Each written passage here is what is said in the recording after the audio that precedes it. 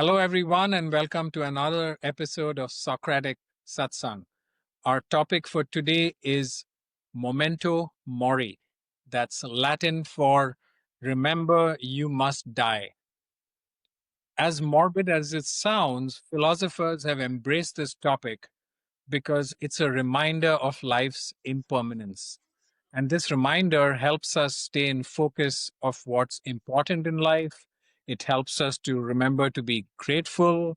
Gratitude is important. Prioritizing your life and making the most of it is important.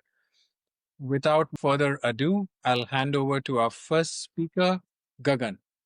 Hi everyone. Yeah, I wanted to talk about Memento Mori, something that is near and dear to me, and I'm sure near and dear to other folks when it comes to mind. So, Memento Mori, again, meaning remember you must die. It sounds heavy, right? But there's a twist. People across time have used this idea not to be morbid, but a moment to wake up, to live, and to cut through all the noise.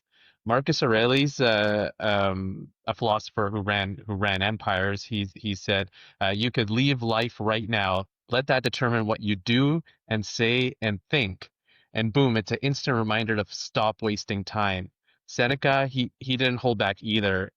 He says that it's not that we have a short time to live; it's that we waste much of it. And it's not even just in Greek and ancient philosophy in this realm of the world. This idea also translates to the eastern part of the world. From my background, from the Sikh tradition, Guru Nanak says, "Walk in harmony with divine will, for death and life are always inscribed." It's just a constant reminder that across all walks of life, whether it's Rome, India, in my tradition, in Sikh tradition, the message is the same. The death is certain, but remembering it is what gives life and its edge in life. So I wanted to add some wood to the fire here in our discussion, and just some things to think about. Does in this thinking about memento mori, does remembering death free us, or does it chain us?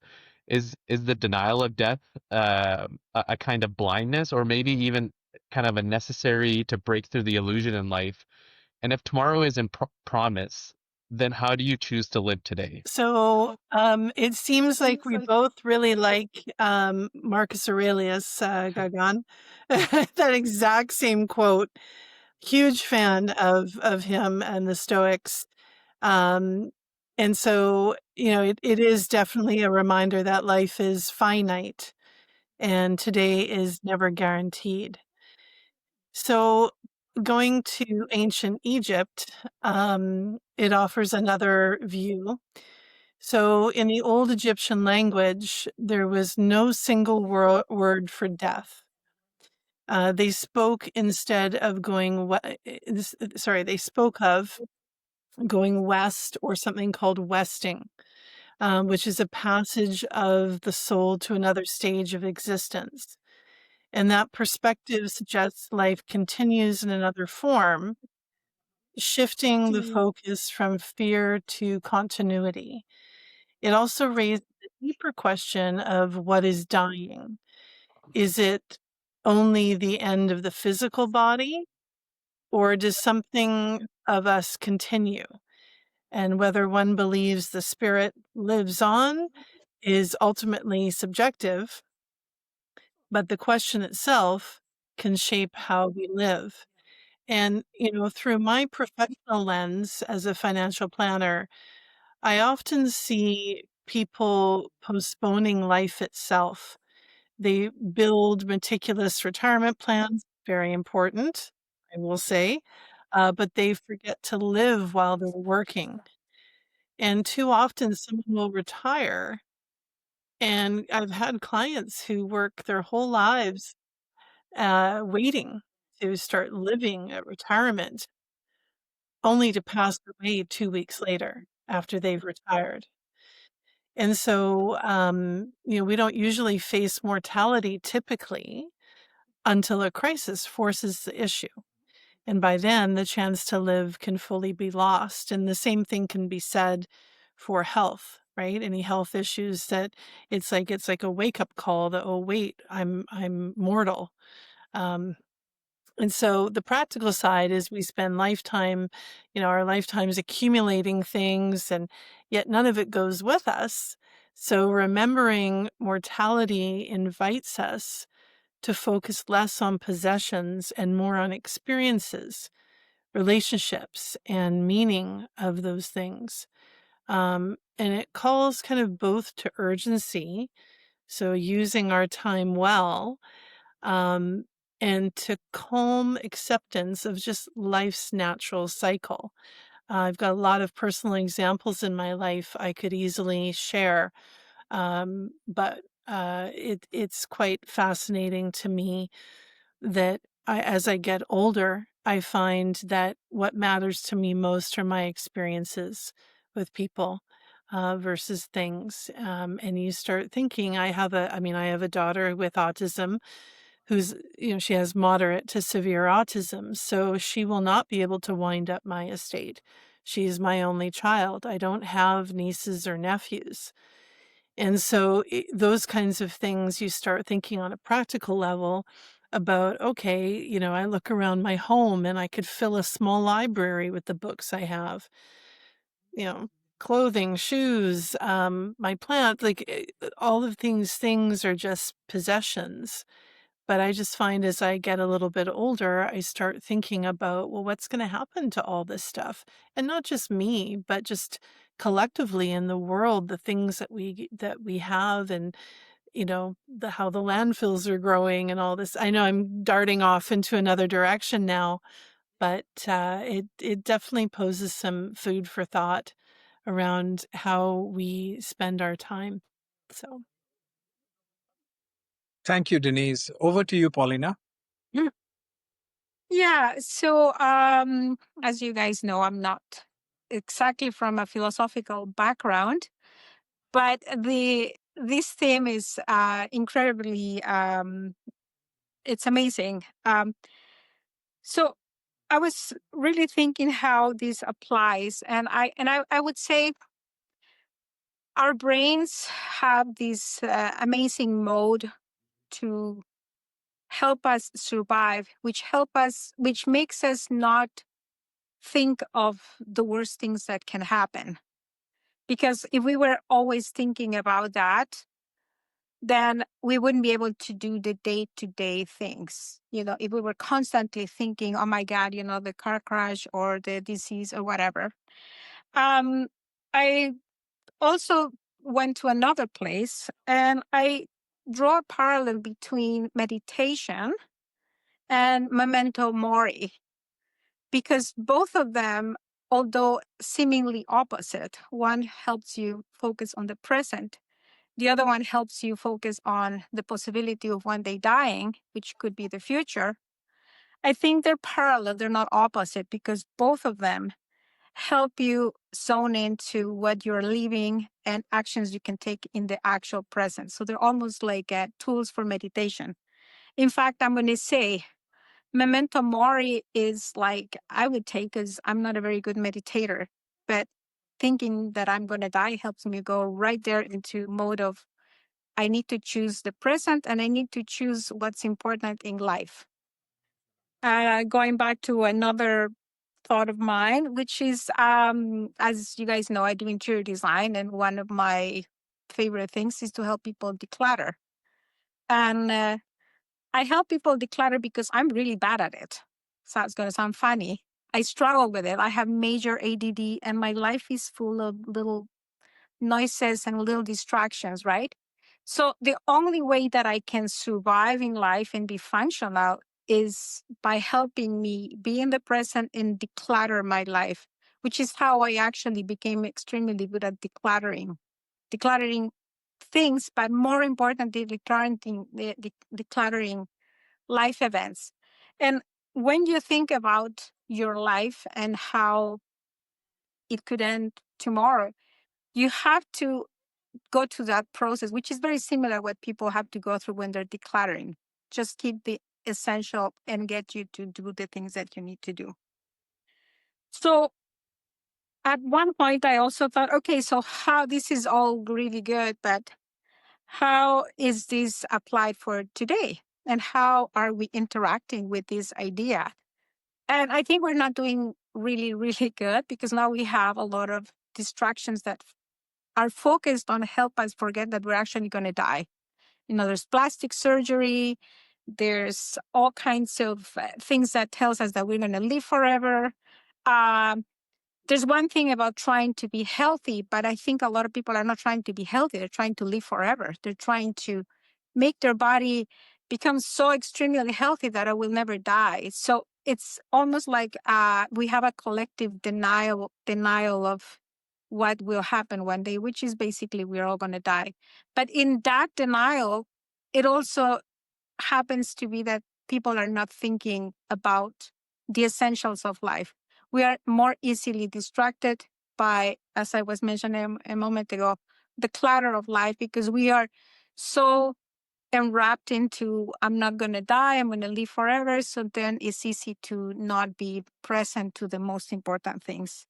And one of those imminent ones is, for instance, the environment. We all seem to think that, well, somebody else is going to deal with it, or, the memento mori in this for us will be the earth will die if we don't do anything about it. It will bring us to action.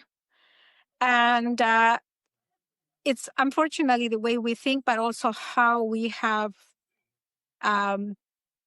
developed our consciousness at this time in history, that we are not so present to it. So this conversation, for that particular reason, I find incredibly important. Thank you. Thank you, Paulina. I can go next. Memento mori, remember you must die. It's an old Latin phrase, but it holds value even today. As a high performance coach and a corporate trainer, I've spent more than half my life helping people optimize their lives, helping people get skills to get better at work. And one of the most essential skills in peak performance or optimizing your life is time management. Memento Mori is so useful there. Time management is not an additional skill, it's not an MBA degree, it's a survival skill. We all have to know it. A question I've asked my participants for decades now is, what is time? And the answers I've received have been fascinating. I'll share some of them with you. My participants over the years have said things like, time is the fourth dimension. Time is a unit of measure. Time is a healer. Time is a teacher. Time waits for nobody. Time is merciless, and a few more. All of these I agree with, but none of them is a complete definition of time. After a lot of thought, what I arrived at was, this is philosophical yet comprehensive. Time is life. Wasting time is wasting life. So here's where the Latin phrase comes in and just weighs down on you. Memento mori. Remember, you must die. Wasting time is wasting life. Get your priorities, get your goals, get your act together. Learn to live with gratitude, appreciate the small things, stop to smell the roses, but don't stop too long. And keep moving, prioritize, don't clutter, and make your life meaningful. Memento mori. Thank you. Who'd like to go next? Gagan, over to you. Oh, that's beautiful. Thank you for sharing that, Vin. Time management is an essential skill. Sometimes I think it's beyond me. I think you put it perfectly and nicely. It's not a degree. It's not an MBA for time management. It's a skill that it isn't beyond me, and it's something that I can grasp. Something, Paulina, that you had mentioned about maybe this consumerism world that we may be living in like kind of the Western world. You're talking about folks, you come into life with nothing, and then in this kind of capitalist Western world that we live in here, we grow to gather things, and something Denise you've also mentioned, all these things that you could you bring into your home and you gather them and all these things, et cetera, et cetera. And Paulina, you mentioned how folks are kind of running away from their death and plastic surgery and things like that. It's funny in this, I kind of maybe bring a contrast to this. It's not always like this, maybe in all places of the world, or at least maybe that I've observed. There's uh, you know elders are in some cultures. Elders are really respected and looked at too as sources of wisdom and things like that, and especially in indigenous cultures and First Nations, where elders hold this cultural memory keepers and storytellers and guides. So I think sometimes we lose that in this very rat race of a world that and trying to gather this material and maybe stay off death with the latest anti-aging cream or whatever it is. But there's beauty in aging and getting to the end of your life. Thank you, Gagan. I'd just like to give a response to what you said. Uh, I know that things like cosmetic surgery and Botox is the flavor of our life today, but I hugely value when I see those laugh lines on people, or I see a few furrows that shows that you've lived and you're a real person. There's a beauty to it. There's a beauty that people try and erase. And nowadays, when you walk around Vancouver, you come across these beautiful faces that just seem frozen. You crack a joke and nothing moves. There's just a small smile here, and it just seems so strange to me. And that's just a personal opinion. Thank you. Paulina, over to you. Well, I think that not only are we living in denial culturally massively that death will happen, we also stigmatize it, because by stigmatizing aging, we're definitely stigmatizing death. And the difference between what older cultures, and even in all Christianity, all those old traditions, there's a reverence to the elder, not only because they have wisdom, but also because, they are closer to that moment. So people understand that once they're gone, they have to, there's a reverence to that.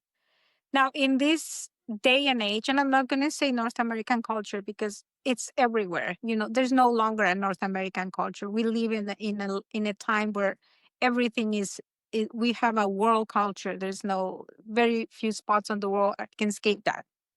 But um, it's almost like people have, it's not even fear. I'm going to say something deeper than that. They go like, ew, yeah, you're old. And so there's a problem with it. It's like, when people have had stigma about your weight or whatever, it's something so natural and actually so beautiful at the same time. And yes, there's sadness attached to it. But I think this extends to this concept of death and the avoidance of death. And for whatever reason, we are stigmatizing it. That's it. Thank you. Thank you, Paulina. Over to you, Gagan. Yeah, Paulina, you raised a great point that it's not a Western issue about escaping death. It's not even a modern time thing. Even in ancient Egypt, the pharaohs, they built the monuments, the big pyramids, and a lot of those pyramids were designed to kind of death denial projects. If we store this with food and gold and things, all these treasures that I've accomplished in this life. One for some pharaohs thought it would carry them over to the next life. So they're really denying the ending of their existence here and really kind of shouting, "Death won't erase me. I'll still be here." So it's not even a modern day problem. As human beings, we've carried this denying and running away from death for a long time. Thank you, Gagan. That was insightful. I've been to Egypt a couple of times, and it is fascinating how they and when you think about the fact that they did this for thousands of years, and they did it in a very systematic, scientific way, where they took out the 5 major organs and put them inside those pots, and just makes me believe that there must have been somebody who would have convinced them or proved to them in some way that there was another side, which is why they kept doing that. It's just blows my mind when you get inside those pyramids and you see what they did. Wow. Now, we are still today trying to figure out how they did it.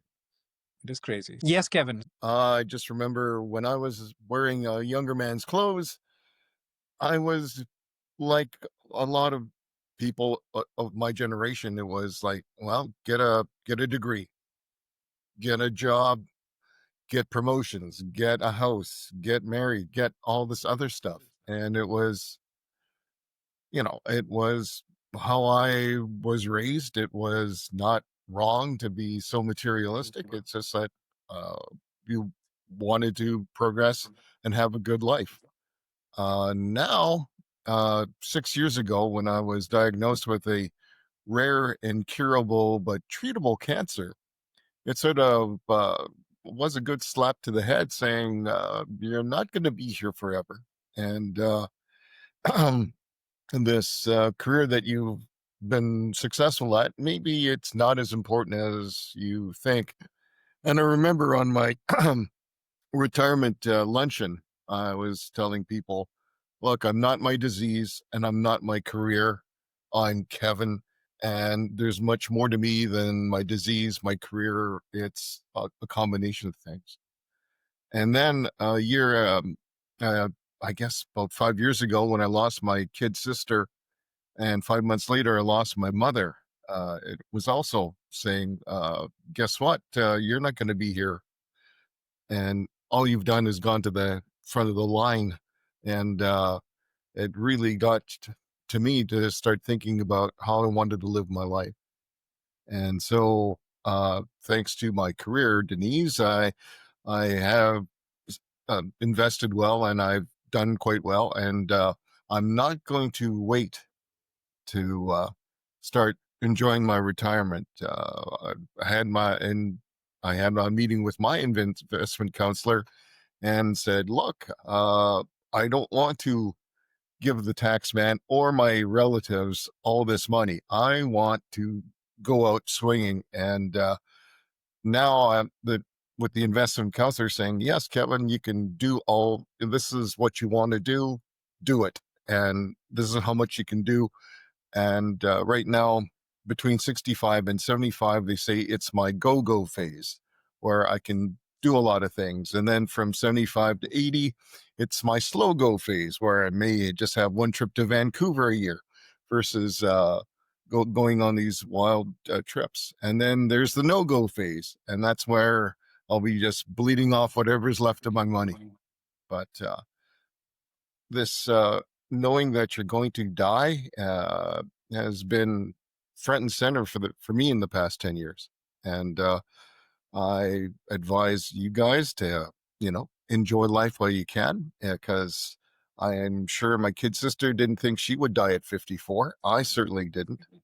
And it was a real good wake-up call for me. Thank you. Thank you, Kevin. Over to you, Denise. Yeah, there's so much of what you just said, Kevin, that I can relate to and understand, both from the health perspective, having people pass away very close to me, that were definitely passing away too early. My own health concerns as well, from the diabetes diagnosis that I got almost 2 years ago. There were a bunch of offshoots from that because I did a complete 180. And when you do a complete 180 from your old lifestyle to your new lifestyle, your metabolic system needs a little bit of catch-up time. And during that catch-up time, there is a whole bunch of things that can go wrong while your body's recalibrating. And I had some heart issues in February. I'm okay, but you have one heart, right? I mean, we have kind of one of everything, I suppose, in the sense that, but it was my heart. And it really opened my eyes to go, you know what? I'm going back to work. I've just finished my gradual return to work as a financial planner. Um, and there is nothing that is going to stress me out because I've been through enough health issues now where it puts everything into perspective immediately. It changes everything by how you look at things. So we talked about mindfulness, and Paulina mentioned meditation. Well, I teach that as well. So, but to go through it yourself and to finally reach that point where there's a self-realization or an actualization that happens for yourself, it does change the perspective. And I am so glad to hear that you're enjoying your life. I always say to people, there's a happy combination or a happy medium between enjoying your life now and keeping an eye to the future.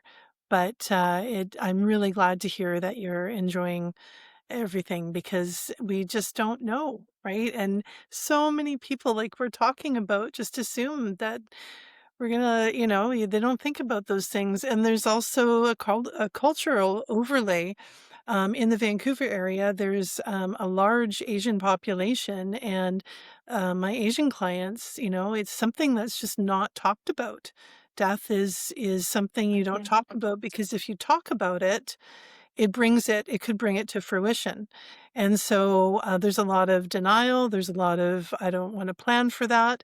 And the reality of the situation is certainly in Canada, you need to plan, or, the planning will be done for you and not necessarily the way you would have wanted it to happen.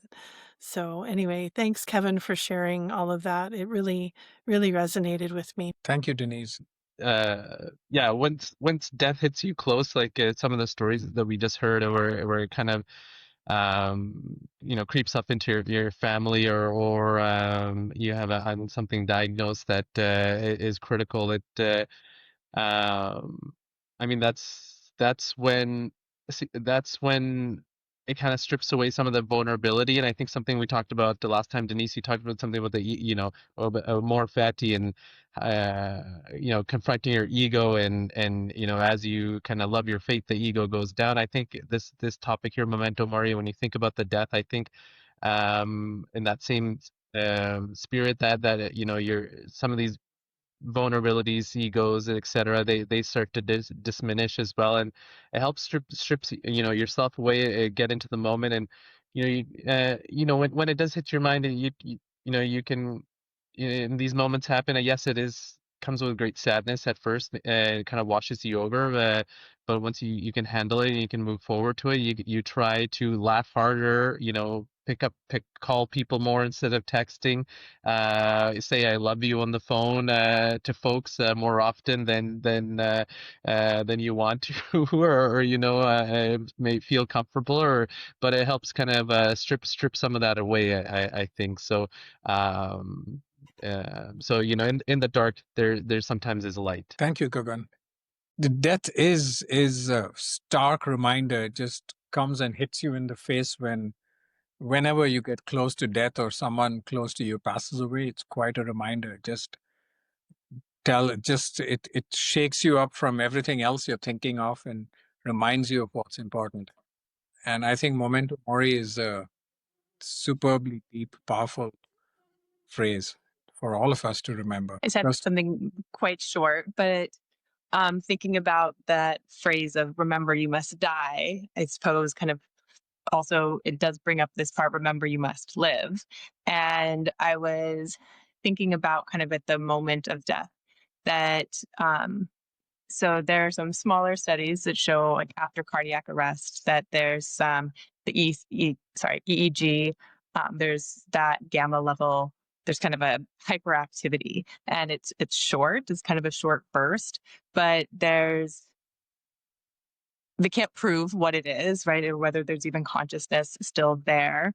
But some people think that could be where people have had the life reviews when they've had those near-death experiences. So I was just thinking about with, remembering you must die, if there was remember you have to review how you lived, and then kind of what that brings into each moment as well, each day, kind of how we choose to practice or how we choose to live, knowing that we might have to look back on that. That's all. Thank you, Kirsten. Over to you, Kevin, and then Denise after that. With that statement, I just remember a Buddhist tenet saying, live in the now. I just remember a few weeks ago, Karen and I were on the Oregon coast, and she wanted to get to this lighthouse and be there at sunset. And it was a long trek to get from the parking lot all the way up to this lighthouse and to look at the sun going down. It was beautiful. And I noticed that my wife was spending a lot of time fiddling with her camera, just trying to get the right shot. And I was thinking to myself, and I did tell her, put the freaking camera down, look at this beautiful sunset, feel the wind, smell the ocean breeze. It's just live in the now. And then if you want, take a picture, but it's not going to replace what we're experiencing now. So for my panel friends, live in the now. Thank you, Kevin. Thank you. Well, I'll definitely take that to heart, because that's actually not why I wanted to say something. But Kevin, you made me remember. I took my mom on an Alaskan cruise, and I'm a photographer. I have a lot of photography equipment. Again, back to that. Maybe I should be talking to Paulina about the hoarding. I don't know. Anyway, so I like my photography. My dad's a professional photographer. I grew up with a dark room in my house and chemicals that could explain things too. But anyway, I took my mom on an Alaskan cruise, and we went on a whale from Juneau. We went on a whale watching tour, and we had a humpback that really seemed to like our little boat. Our boat was very small for a whale watching boat, certainly relative to the humpback. And this humpback was breaching like once, twice, three times right in front of our boat. I was so busy trying to get like the perfect photo, setting the camera settings and everything, that I kind of missed the moment. And from that moment on, I realized exactly what you just said, Kevin, which living in the moment, appreciating what your eyes are seeing in front of you versus what your camera lens is looking at. And in today's society, boy, I mean, it's all about, take a picture of your food and, and I don't know. It's a different world than how I grew up and how most of us grew up. But living in the moment and appreciating those moments are huge. In Gagan, you'd be interested to know, I force my friends to tell me they love me. I tell them I love them. I have one friend, we've been friends for 50 years. Sarah is her name. And I was dropping her off at the train station. And I said, I love you, Sarah. And she goes, okay, well, see you later. Bye. And I went, no, I said, I just told you I loved you. And she goes, okay. And I said, I want to hear it back. It's like, tell me you love me. Right. So, and it's the same thing with my parents. My dad's been sick for a very long time. He's in palliative care now. He, and it's not funny. Okay. So you hear me laughing, but the funny part, or the interesting part, is he almost dies and he comes back again. Then he almost dies. He comes back again. This has been over the span of 5 years. And so I've said everything I could possibly ever say to my dad, but I'm glad that I've had that opportunity. Whereas I know there are people who have parents or loved ones pass away and they haven't told them how they feel, or and just assuming that they'll have another moment to do that. And lastly, Kirsten, the ancient Egyptians, man, yeah, if you go, and I know Vin's been to Egypt, if you go to the Valley of the Kings, the whole idea of weighing the heart when someone dies, and there's the Book of the Dead, and a lot of the pharaohs had their own book. There's not just one Book of the Dead, and it was all about what kind of life did you live in this lifetime, and what is your life going to look like now in the next lifetime. And so to the ancient Egyptians, I know we've talked about them a lot during the course of this podcast. They have why I don't know, but certainly it just begs the question of back, kind of circling back to Marcus Aurelius and his thoughts about what are you saying and doing, and is it. Are you thinking about the fact that you are not going to be here one day? So those things matter, whatever avenue they take. Thank you. Thank you, Denise. Over to Paulina, followed by Gagan after that. Yeah, thank you. Everybody said something really interesting that keeps sparking my head. So, one of the things that I was remembering is I was reading an article, and unfortunately I cannot quote it because I can't remember what it was, but it impacted me. It was an interview that they would do in a home where a lot of people, it was a palliative care. So people were asked, so what are your regrets in life? Do you have any regret?